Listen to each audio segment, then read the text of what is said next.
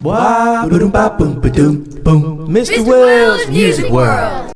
Hello and welcome to another episode of Mr. Will's Music World. In this episode, we're going to talk about the bongos. Now, I've spoken about the congas, but now we're going to talk about the bongos. 1 second, let me grab the bongos. I'm back, and here is a pair of bongos. I love these bongos. Now, the bongos are like the congas from Cuba, and there's two heads on the bongos separated by one center block. At one point in history, they were played independently, each different drums. Now, the bongos made their way, now they're from Cuba, they made their way from the eastern side of the island to Havana by playing in son groups, spelled S-O-N in English, but it's son in Spanish.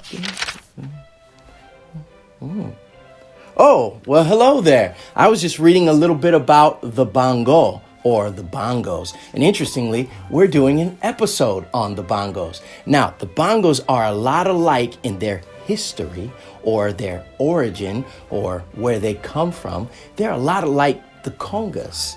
So if you want to know more about what I'm going to share with you quickly here, you can check out the episode about the congas. Anyhow, bongos. Fun word to even use, but where does the word even come from, bongos? Well, it's actually not a Spanish word, although its pronunciation at times and the people that use it spoke Spanish.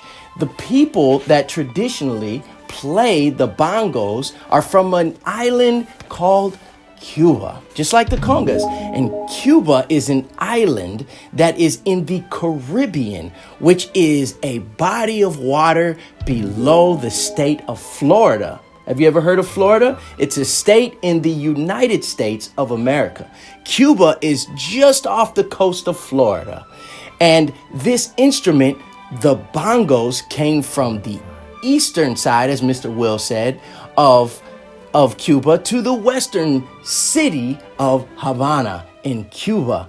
And it was originally played by those that come from the West Africans in Cuba. Those are the people that were taken from Africa and brought into Cuba. To know more about that, you can check out the conga episode. But basically, the people that were brought from the 15th century, or 16th century, which means 1500s, all the way into the 19th century, which is the 1800s. And they played the bongos, which were originally one drum separated and then later on fastened into, or two drums played separately, fastened into one drum. Anyhow, I'm going to get back to reading more about the bongos. I'll let you get back to the episode about the bongos. And they have a small head and a larger head. The small head is called the macho, or the male, and the hembra, the female. And they're played on stands, but traditionally they're played between the legs. Let me show you. All right, here I go. I got my bongos.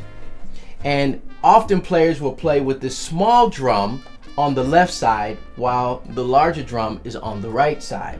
But you don't have to play it this way. This is just traditionally the way a lot of players play it. And it sounds a little something like this. And this rhythm I'm going to play is a martillo, or hammer, traditional rhythm played in salsa, son, various styles of music in Cuba, and even in salsa and rumba music, or salsa music.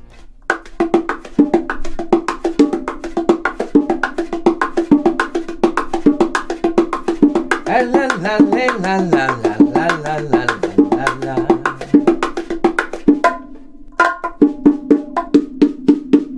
You play with your fingers, tips.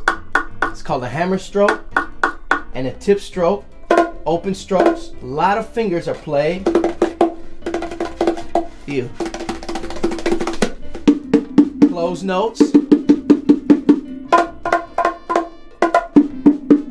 Play with your thumb or your whole hand. And this is the bongo. Bongo, bongos. We often call them bongos, and they are from Cuba. Thanks for watching. This is another episode of Mr. Will's Music World. Wah, boom, ba, boom, ba, doom, boom. Mr. Will's Music World.